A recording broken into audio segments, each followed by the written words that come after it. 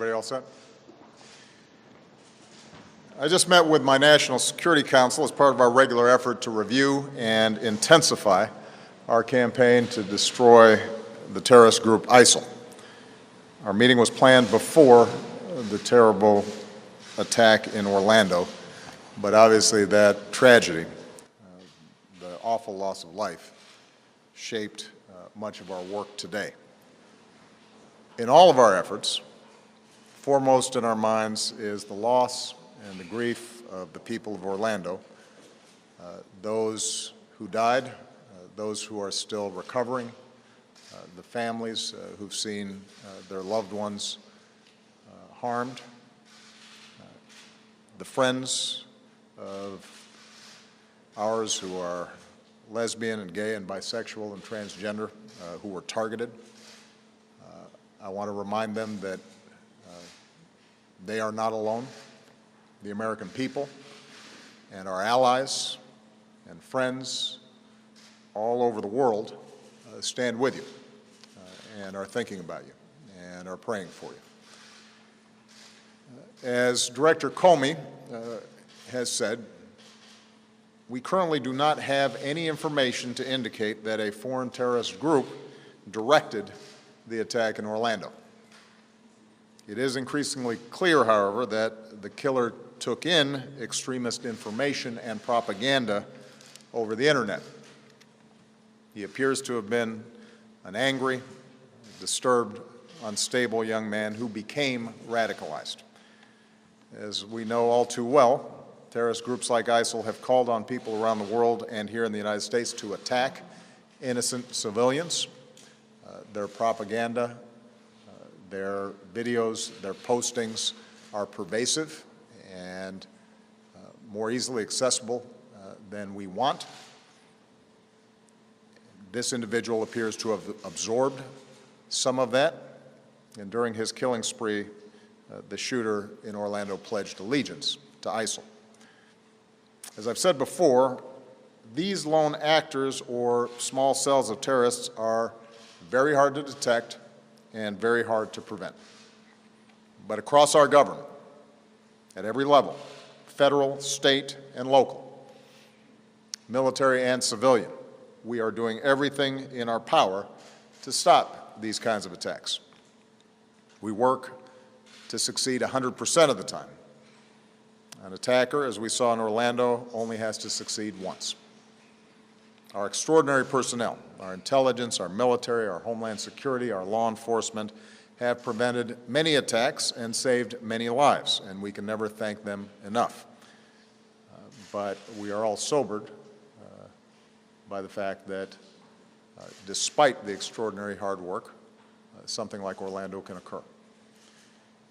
In our meeting today, Director Comey updated us on the investigation in Orlando. Secretary Johnson reviewed the measures we continue to take on behalf of our Homeland Security. Secretary Carter and Chairman Dunford reviewed the military campaign against ISIL, and I want to thank Secretary Lew and his team here at Treasury for hosting us and for their tireless efforts to cut off the money that ISIL relies on to fund its terror network. At the outset, I want to reiterate our objective in this fight. Our mission is to destroy ISIL. Since I last updated the American people on our campaign 2 months ago, we've seen that this continues to be a difficult fight, but we are making significant progress. Over the past 2 months, I've authorized a series of steps to ratchet up our fight against ISIL. Additional U.S. personnel, including special forces in Syria to assist local forces battling ISIL there, additional advisors to work more closely with Iraqi security forces, and additional assets, including attack helicopters, and additional support for local forces in northern Iraq. Our aircraft continue to launch from the USS Harry Truman, now in the Mediterranean. Our B-52 bombers are hitting ISIL with precision strikes. Targets are being identified and hit even more quickly. So far, 13,000 airstrikes. So this campaign at this stage is firing on all cylinders. And as a result, ISIL is under more pressure than ever before. ISIL continues to lose key leaders. This includes Salman Abshahib, the senior military leader in Mosul, Abu Saab al-Sudani, who plotted external attacks, Shakir Wahib, ISIL's military leader in Iraq's Anbar province, and Mahir al-Balawi, the top ISIL commander in Fallujah. So far, we've taken out more than 120 top ISIL leaders and commanders. And our message is clear. If you target America and our allies, you will not be safe. You will never be safe. ISIL continues to lose ground in Iraq. In the past 2 months, local forces in Iraq, with coalition support, have liberated the western town of Rutbah and have also pushed up the Euphrates River Valley, liberating the strategic town of Heat and breaking the ISIL siege of Haditha. Iraqi forces have surrounded Fallujah and begun to move into the city. Meanwhile, in the north, Iraqi forces continue to push up the Tigris River Valley, making gains around Makhmur, and now preparing to tighten the noose around ISIL in Mosul. All told, ISIL has now lost nearly half of the populated territory that it once controlled in Iraq, and it will lose more. ISIL continues to lose ground in Syria as well. Assisted by our Special Operations Forces, a coalition of local forces is now pressuring the key town of Manbij, which means the noose is tightening around ISIL in Raqqa as well. In short, our coalition continues to be on offense. ISIL is on defense, and it's now been a full year since ISIL has been able to mount a major successful offensive operation in either Syria or Iraq. As ISIL continues to lose territory, it also continues to lose the money that is its lifeblood. As a result of our strikes against its oil infrastructure and supply lines, we believe that we've cut ISIL's revenue from oil by millions of dollars per month. In destroying the storage sites where they keep their cash, we've deprived ISIL of many millions more.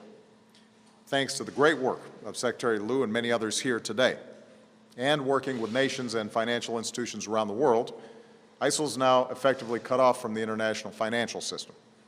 Cutting off ISIL's money may not be as dramatic as military strikes, but it is critically important, and we're seeing the results. ISIL's cash reserves are down. It has had to cut salaries for its fighters.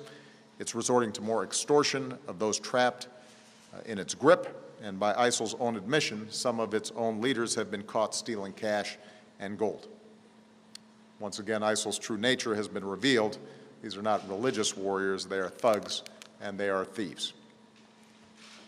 In continuing to push on this front, I want to mention that it is critical for our friends in the Senate to confirm Adam Zubin, my nominee for Undersecretary of Terrorism and Financial Intelligence. Adam has served in Democratic and Republican administrations.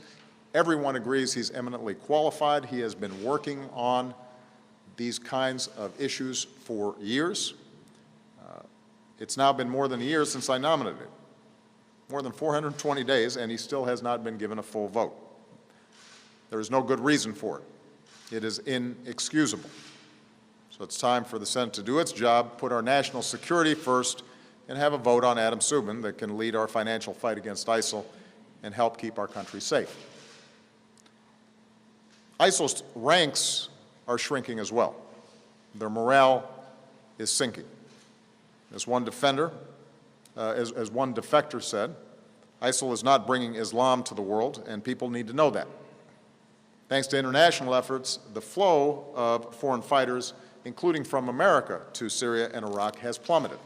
In fact, our intelligence community now assesses that the ranks of ISIL fighters has been reduced to the lowest levels in more than 2.5 years. Even as we continue to destroy ISIL militarily, we're addressing the larger forces that have allowed these terrorists to gain traction in parts of the world. With regard to Iraq, this means helping Iraqis stabilize liberated communities and promote inclusive governance so ISIL cannot return. With regard to Syria, it means our continued support for the fragile cessation of hostilities there. This cessation of hostilities has not stopped all or even most of the hardship on the Syrian people, the hardship on civilians. And the Assad regime has been the principal culprit in violating the cessation of hostilities. ISIL and al-Nusra, which is al-Qaeda's affiliate in Syria, also continue to terrorize Syrians. But as fragile and incomplete as the cessation is, it has saved lives, and it has allowed the delivery of some life-saving aid to Syrians who are in desperate need. And as difficult as it is, we will continue to push for a political process that can end the civil war and result in a transition away from Assad. Beyond Syria and Iraq, ISIL is also losing ground in Libya.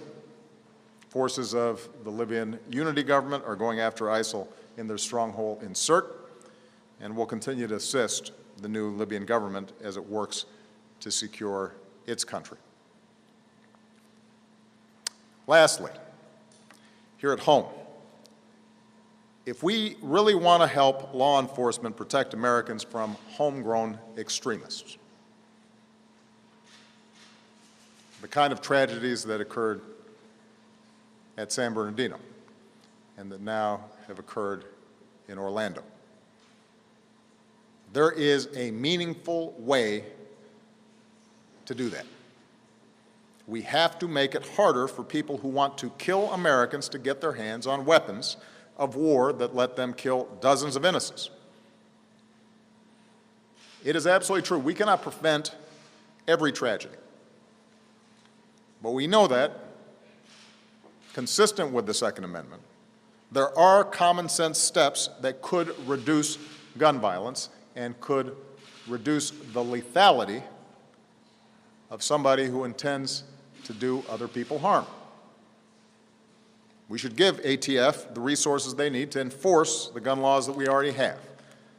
People with possible ties to terrorism who aren't allowed on a plane shouldn't be allowed to buy a gun. Enough talking about being tough on terrorism. Actually be tough on terrorism and stop making it easy as possible for terrorists to buy assault weapons. Reinstate the assault weapons ban. Make it harder for terrorists to use these weapons to kill us. Otherwise, despite extraordinary efforts across our government, by local law enforcement, by our intelligence agencies, by our military, despite all the sacrifices that folks make, these kinds of events are going to keep on happening. And the weapons are only going to get more powerful. And let me make a final point. For a while now, the main contribution of some of my friends on the other side of the aisle have made in the fight against ISIL is to criticize this administration and me for not using the phrase radical Islam. That's the key, they tell us. We can't beat ISIL unless we call them radical Islamists. What exactly would using this label accomplish? What exactly would it change?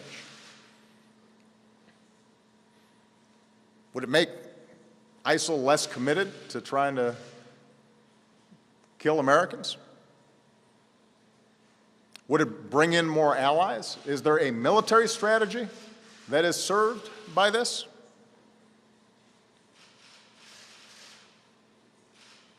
The answer is none of the above. Calling a threat by a different name does not make it go away. This is a political distraction. Since before I was president, I've been clear about how extremist groups have perverted Islam to justify terrorism. As president, I have repeatedly called on our Muslim friends and allies at home and around the world to work with us to reject this twisted interpretation of one of the world's great religions.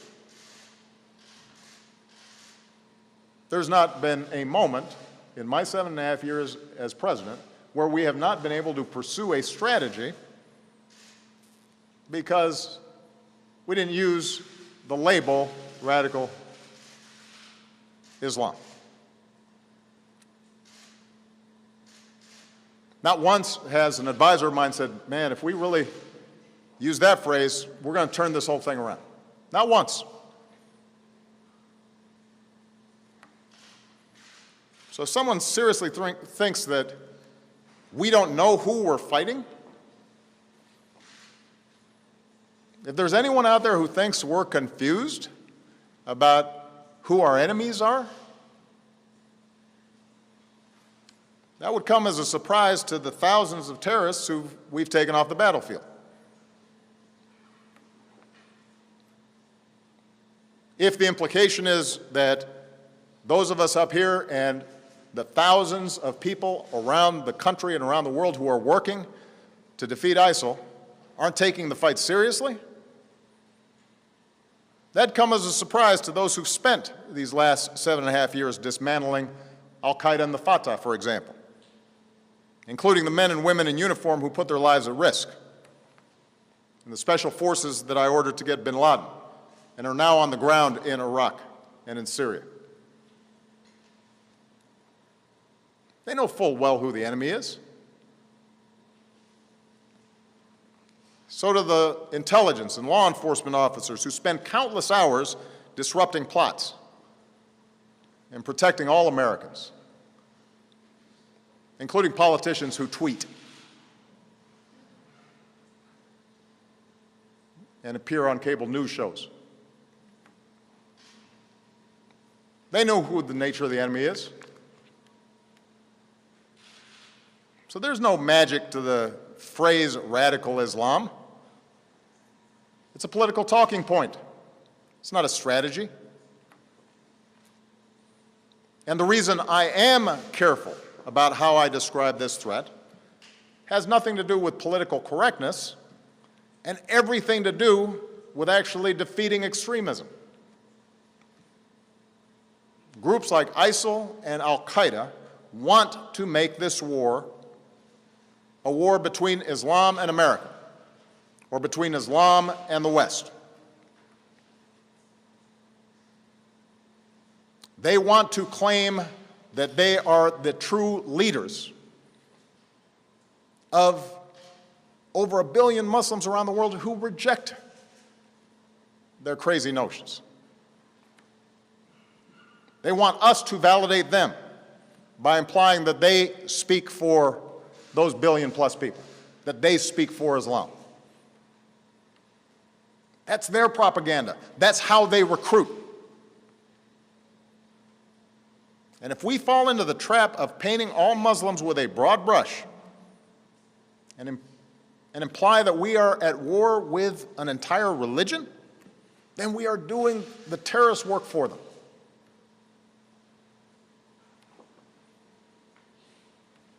Now, up until this point, this argument about labels has mostly just been partisan rhetoric. And sadly, we've all become accustomed to that kind of partisanship, even when it involves the fight against these extremist groups. And that kind of yapping has not prevented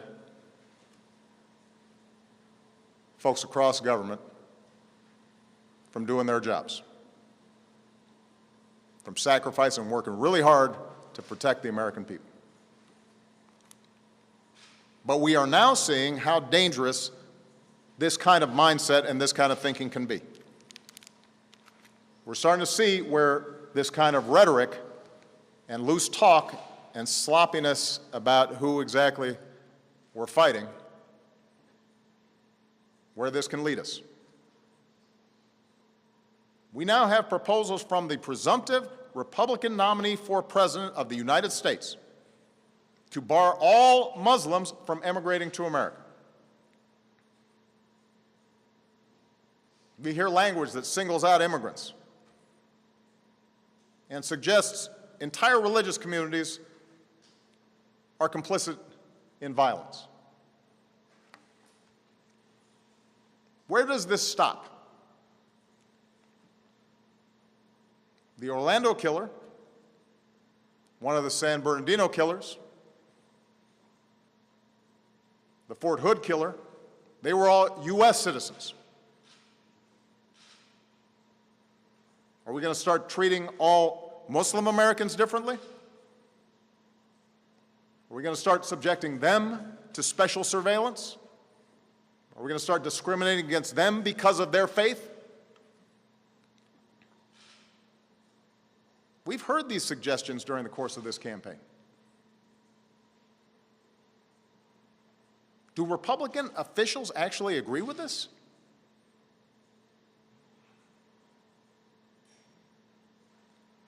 Because that's not the America we want. It doesn't reflect our democratic ideals. It won't make us more safe, it will make us less safe, fueling ISIL's notion that the West hates Muslims, making young Muslims in this country and around the world feel like no matter what they do, they're going to be under suspicion and under attack.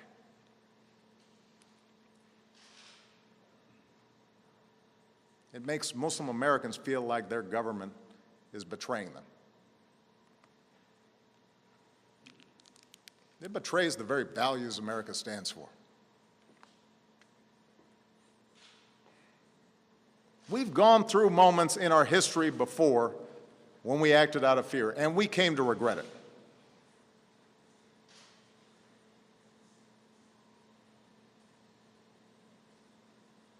We've seen our government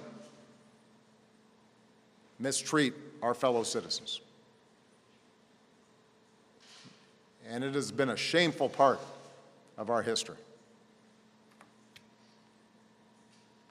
This is a country founded on basic freedoms, including freedom of religion. We don't have religious tests here. Our founders, our Constitution, our Bill of Rights are clear about that. And if we ever abandon those values, we would not only make it a lot easier to radicalize people here and around the world, but we would have betrayed the very things we are trying to protect. The pluralism and the openness, our rule of law, our civil liberties, the very things that make this country great, the very things that make us exceptional. And then the terrorists would have won. And we cannot let that happen. I will not let that happen.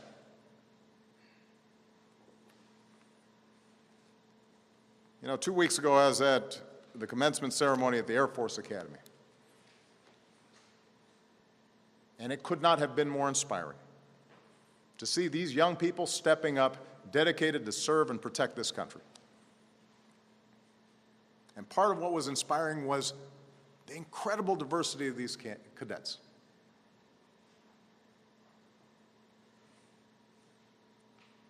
We saw cadets who are straight applauding classmates who were openly gay. We saw cadets born here in America applauding classmates who were immigrants and loved this country so much they decided they wanted to be part of our armed forces. We saw cadets and families of all religions applaud cadets who are proud, patriotic Muslim Americans, serving their country in uniform, ready to lay their lives on the line to protect you and to protect me. We saw male cadets applauding for female classmates who can now serve in combat positions. That's the American military. That's America. One team, one nation. Those are the values that ISIL's trying to destroy. And we shouldn't help them do it. Our diversity and our respect for one another, our drawing on the talents of everybody in this country, our making sure that we are treating everybody fairly, that we're not judging people on the basis of what faith they are, or what race they are, or what ethnicity they are, or what their sexual orientation is.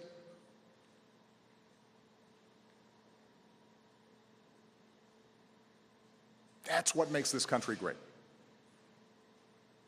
That's a spirit we see in Orlando. That's the unity and resolve that will allow us to defeat ISIL. That's what will preserve our values and our ideals that define us as Americans.